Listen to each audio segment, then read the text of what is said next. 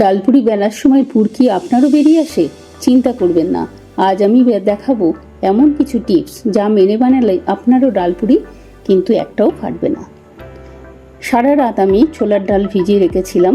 এবার গরম জলের মধ্যে ছোলার ডালটা দিয়ে সেদ্ধ করে নেব। দেখুন ছোলার ডালের থেকে কত নোংরা বেরোচ্ছে, এগুলো সব পরিষ্কার করে নিয়েছি। দেখুন ছোলার ডালটা আমার সেদ্ধ হয়ে গেছে। এবার জল ঝরিয়ে আমি রেখে দেবো। এবার একটা ভাজা মশলা বানিয়েছি। জিরে, ধনে 1 চামচ করে আর 4টে শুকনো লঙ্কা নিয়ে শুকনো কড়াই ভেজে আমি গুঁড়ো করে রেখে দিয়েছি। দেখুন আমার ডালটাও শুকিয়ে গেছে।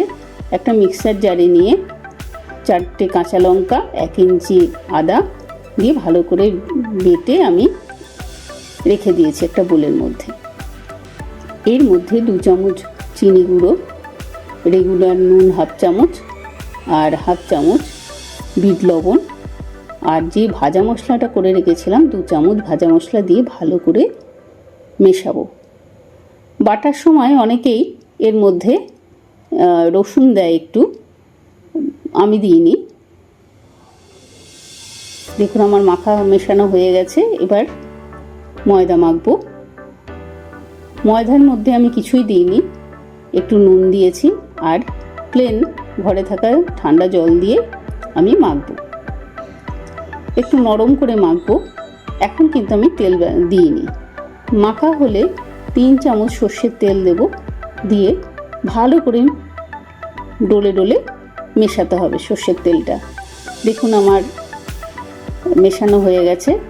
এবার একটা সাদা কাপড় দিয়ে ঢেকে আমি আধ ঘন্টার জন্য রেখে দিয়েছিলাম। আবারও একটু ঠেসে নিয়ে এবার নেচি কেটে নিচ্ছি। আমি একটু বড় বড় করেই নেচি কেটে নিয়েছি। দেখুন এবার গোল গোল করে ময়দার মধ্যে আমি পুরটা ভরে নেব। যথেষ্ট বেশি করে আমি পুর দিয়েছি, দেখতেই পাচ্ছেন। সবগুলো ডালপুরি এইভাবেই আমি গড়ে নেব। দেখুন আমার সব কটাই পুর ভরা হয়ে গেছে।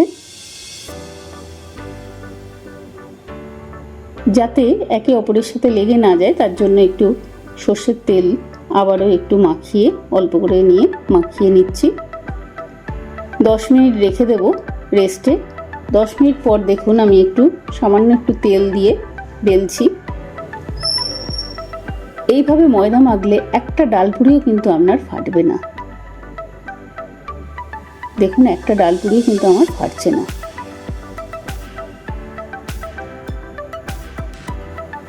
চলুন এবার আমি তাওয়াতে সেকে দেখাচ্ছি। দেখুন তাওয়াতে আমি ভাজছি, যেভাবে পরোটা ভাজে সেইভাবেই আপনারাও ভাজবেন। দেখুন একটাও ডালপুরি কিন্তু ফাটবে না, আর কত সুন্দর ফুলছে।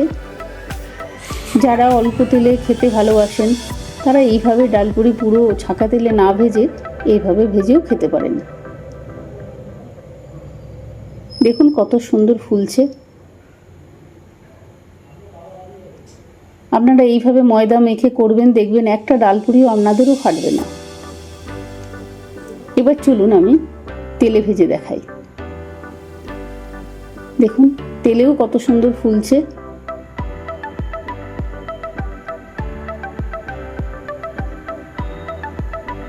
একটাও কিন্তু ডালপুরি কিন্তু ফেটে যাবে না।